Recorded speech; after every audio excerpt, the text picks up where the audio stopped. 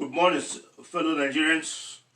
What has been transpiring the past few weeks in Nigeria has the potential to steer government into profound positive action, to act selflessly, to commence a new era of good governance, or take a societal step and leave a dwindling nation in further ruins.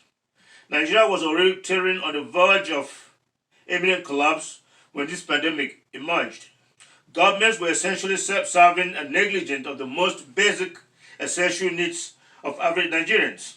And the pandemic, with its subsequent huge negative impact on national revenue, has grossly compounded all existing problems. At such critical and dire moments, while real nations are piling up palliatives, financial aids to their citizens and companies, Nigerian governments and their officials are hoarding these palliatives, physically abusing citizens in the name of coffee violations, and unrepentantly amassing more wealth. General Buhari has gone into lifelong hibernation. Governors are grandstanding and making empty promises while citizens perish. And let's not forget that some of these palliatives were funded by international groups and nations to assist Nigeria in its food shortage. Now the nation seems to be running itself. We have seen police and army officers drunk on our streets, abuse citizens, kill each other over money and love affairs, and yet a sitting president does not attempt to address these multiple problems, nor even demand discipline among the police force of our army. The EndSars protests are cumulative, pent-up, justified frustrations from all Nigerians, not just Igbos or Yorubas. We are now seeing these protests in Adamawa, Kaduna, and other places in the north. Anyone or group of people attempting to bail Igbos so as to crucify them should be arrested. This is an evil incitement against Igbos, and I'm waiting for the Buhari government to move to arrest these northerners who are attempting to capitalize on the nationwide protest to single out Igbos for selfish gains. Government has over the past 3 years arrested individuals for making incendiary statements, trying to elevate free speech to the level of terrorism, and I wonder why it is backstepping now to at least caution these Arewa spokespersons. While I sincerely regret the private property destructions, the attacks and vandalism of trucks with goods, I sincerely believe it's about time Nigerian governments, federal and state congressmen and women wake up to a sudden realization that their self-serving and reckless greed could spell real doom for the whole nation and cause them to lose their lives, their children's lives, and millions of lives. The Nigerian youth are tired of losing their future. They are tired of watching their parents suffer and die. The conditions they've been compelled into are now unacceptable to them, indefensible, and now they are rising up against them. While the protests might be dying down, General Buhari government should never and ever again rest on its laurels and continue business as usual. The youth are now unequivocally giving us a window to the calamities ahead, a preamble to future actions, and a snapshot of likely impending doom should our serving leaders continue in this reckless and irresponsible state. I hear of the movement of manpower and military highway across Nigeria by this Buhari government, and I guess for retribution against youth for their actions or future actions.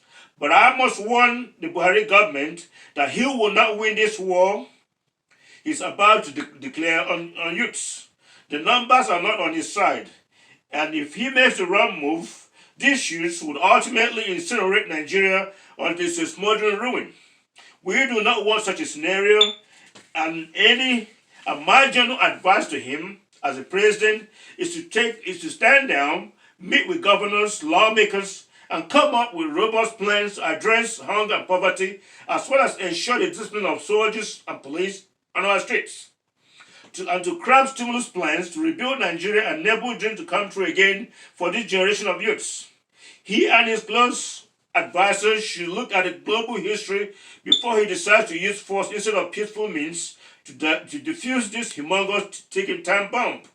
Moreover, the global community is not going to watch him kill off very many youths without punitive responses. Charles Taylor and others should remind him of the near relationship between grace and grass. Their children this time will not be safe anywhere in the world. What I have seen is the massive movement and not some sectional movement. It is quite obvious that his government spends a lot of time monitoring the internet and social media for subversive activities. And my advice to him and his secret agents is that while they're on social media, they should also watch and see Nigerian children drinking dirty waters, children wandering around the streets looking for food, and a multitude of other problems in Nigeria. He should also use social media to be better informed of the plight of many Nigerians. I have seen many Nigerians opine of the existential threat piled by the prolonged absence of meaningful future for our millions of youths. But such opinions have been met by the government with apathy and resentment, and by the ruling party.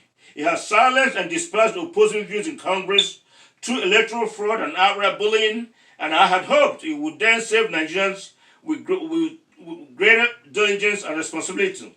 That has not been the case. Rather, Nigeria now lies in coma, corruption at its highest peaks ever in our history, lawlessness on the part of government employees unchecked, and all these factors and sad forces at play put together typifies an irresponsible and failed government. You cannot ask for power simply to serve your own people, to protect your own people, and do nothing for the rest of the nation. Thank you, and may God bless you.